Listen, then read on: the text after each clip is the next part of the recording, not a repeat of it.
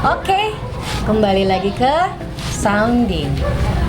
Kita sekarang mau ngebahas sedikit tentang, bukan sedikit sih, banyak tentang frekuensi karena lanjutan karena ini menarik ya buat saya ya. Karena apa ya? Bagaimana sih sebuah gelombang suara itu bisa merubah karakter, merubah kepribadian, merubah dari dalam. Kalau dulu kan yang saya tahu gini Mas, yang saya tahu itu ada namanya terapi musik, dimana kita main terapi memang pakai musik gitu. Saya pikir itu karena alunannya Kak, gitu. Saya tidak paham bahwa di dalamnya tuh ada frekuensi gitu. Yeah. Nah, kalau begitu ada sugesti, ada frekuensi. Pantesan kalau misalnya ternyata saya pernah dengar dulu orang-orang yang hobinya mendengarkan lagu-lagu keras, khususnya lagu-lagu underground ya, itu mayoritas orang-orang yang memberontak terhadap sistem, terhadap keluarga, terhadap hidup gitu, mayoritas ya. Gitu. Oh, dari sana ternyata. Memang berarti kita betul-betul harus hati-hati ya dengan pilihan kita gitu ya. Oke. Nah, kalau kembali lagi ke frekuensi. Saya pernah dapat informasi dari Mas bahwa ada sebuah tentara yang berperang menggunakan ini. Iya, betul. Betul. Nah, tadi saya coba cari tahu dan ternyata itu kejadiannya belum terlalu lama ya, teman-teman. Perang Dunia Kedua itu 1980-an ya? 1980. Enggak dong. Enggak. 19? Ya something lah. 19 something lah. Ya, nah, tapi di literatur ini 1982 di Rusia itu ada sebuah stasiun radio yang menampilkan suara. Dia tidak berbicara, dia cuma menampilkan satu suara monoton. Misalnya gitu ya? Ya. Seperti itu ya? Ya. Nah, kemudian mereka teliti, lucunya sampai sekarang nggak kedetek itu gelombang suara dihasilkan dari radio di bagian mana Rusia, nggak kedetek sama sekali, dan itu bisa didengarkan seluruh dunia asal kita tahu ininya ya, frekuensinya ya, gitu. Sampai sekarang itu tidak terdeteksi. Ya, sinyal-sinyal. Yang terdeteksi ada sinyal baru di tahun 2008, itu juga ada kejadian itu juga. Jadi sekarang sudah ada 2 atau 3 radio entah siapa yang menampilkan itu doang. Dia cuma mengeluarkan konsonan monoton ya. Ya, gelombang. Gitu. Nah, sekarang saya mau minta dong Mas penjelasannya. Menurut literatur yang saya baca ya, kejadian-kejadian. Tapi kalau menurut seorang kreator frekuensi itu sendiri, bagaimana sih itu salah satu cara memanipulasi bukan? Cara memanipulasi sebenarnya juga enggak. Ini memang sudah dari sono. Frekuensi ini memang seperti kita diciptakan gitu loh. Memang sudah ada. Dan berarti kita memang didampingi sama itu berarti dari awal. Iya, semuanya. Memang ada bunyi-bunyian itu bisa mempengaruhi tingkah laku manusia, bisa untuk mengacaukan pikiran sadar, bisa untuk mengobrak-abrik semuanya.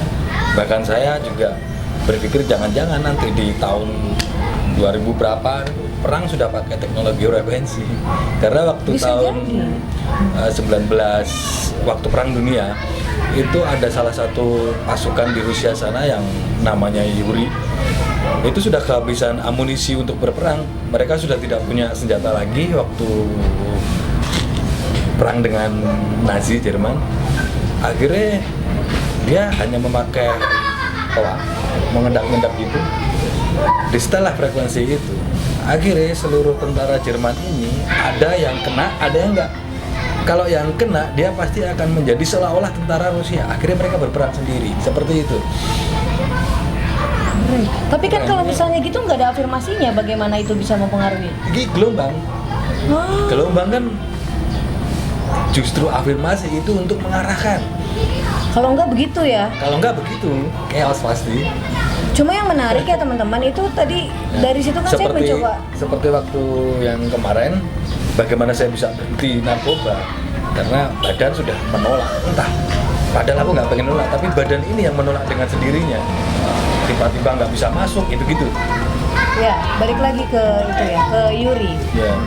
Jadi tadi saya coba mencari tahu juga. Ini metodenya kan sebenarnya metode perang, ternyata di Rusia itu sudah menggunakan itu dari Perang Dunia Kedua. Tapi dia tidak mengajarkan bos ke siapapun, Oh, itu iya. dia keep sendiri. Oh, jelas. Jadi teman-teman bisa Google ya, bisa googling mengenai mereka berperang menggunakan, kalau di Google itu metode radio. Dia bilang metode radio, dan radionya cuma mengeluarkan suara itu aja. Ya. Dan ternyata itu pengirim pesan. Betul. Gitu, hal-hal Dan- yang seperti itu. Dan frekuensi itu jangan salah juga. Itu ada banyak hal. Kayak 1 Hz. 1 Hz itu ada banyak yang dipakai di mana, yang bisa akurat yang mana nih. Ada 1 Hz dari binaural ngeluarin, 1 Hz neuroscience ngeluarin, 1 Hz mega ngeluarin, 1 Hz banyak hal. Binaural, neuroscience itu apa ya mas? Pas biologi, fisika, kimia saya ke kantin soalnya.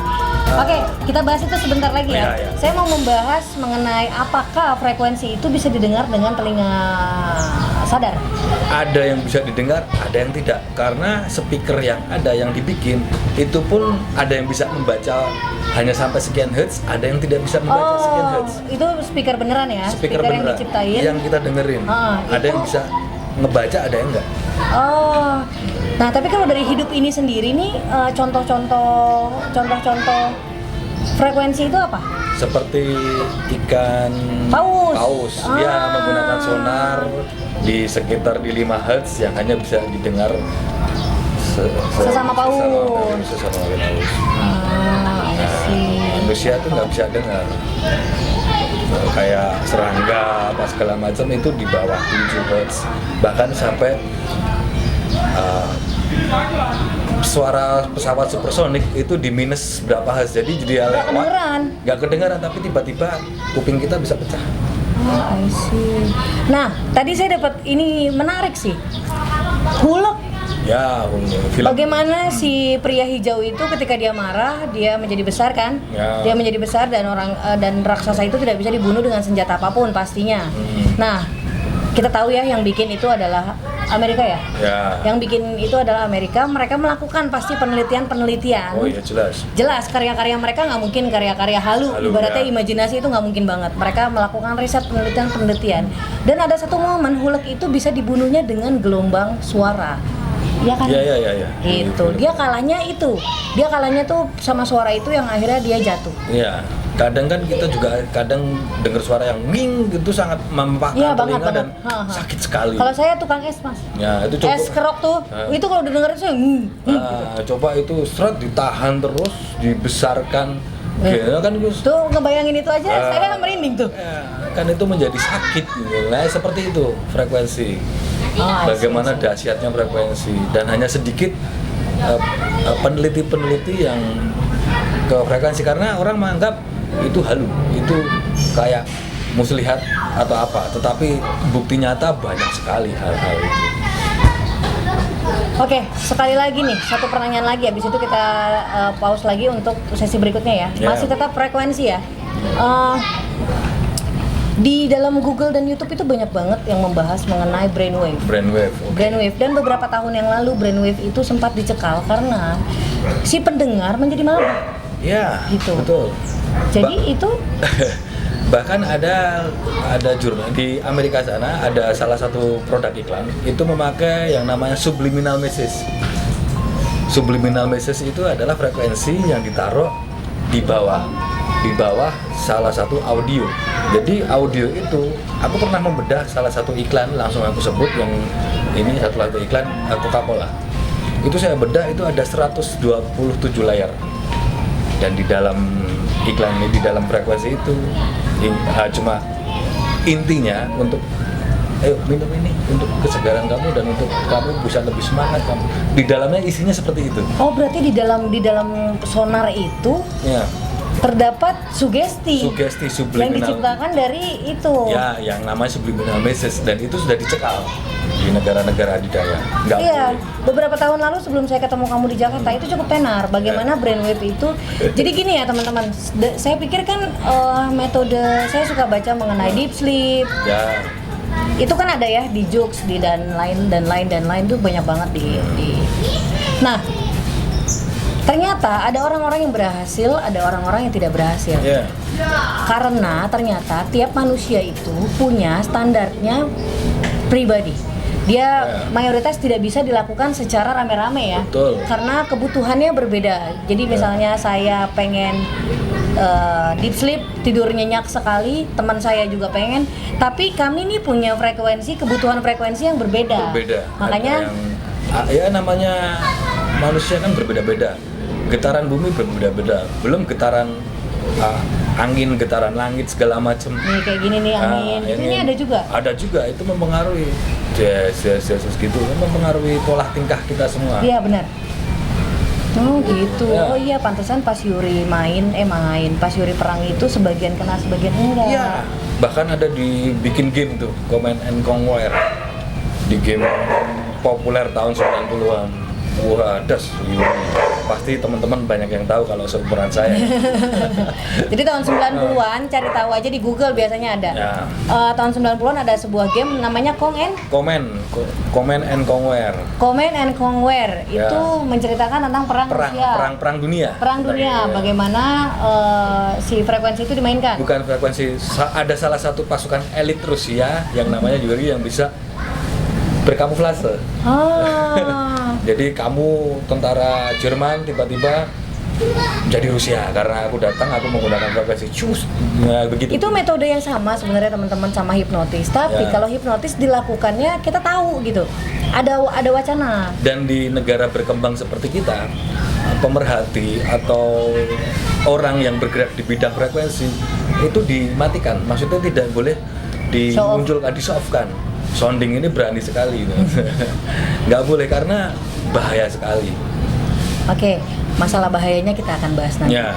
Pokoknya intinya teman-teman, ini sebuah metode terapi yang basicnya dia mirip sama hipnoterapi, tapi lebih dalam lagi karena dia mengacunya untuk jangka panjang. Dan jujur saya pernah dihipnotis. Ya. Saya suka banget coklatos, saya dihipnotis supaya saya benci sama coklatos, dan itu bertahan sekitar beberapa bulan sampai akhirnya saya melakukan sesuatu, saya makan, berhenti hipnotisnya. Itu balik lagi, saya suka lagi. Jadi kalau misalnya metode itu nggak tahu, mungkin orangnya kurang hebat atau apa, dia cuma sampai saya tidak mau menyentuh, tapi kalau saya nakal dan saya sentuh, saya bisa balik lagi. Itu yang saya pahami ya. Ya seperti pola-pola yang terjadi di negara kita. Nah, tapi nanti Nanti akan lebih bahaya lagi. Nanti yang itu tidak boleh. Ya. Alright, terima kasih sudah duduk manis. Kita lanjut habis ini.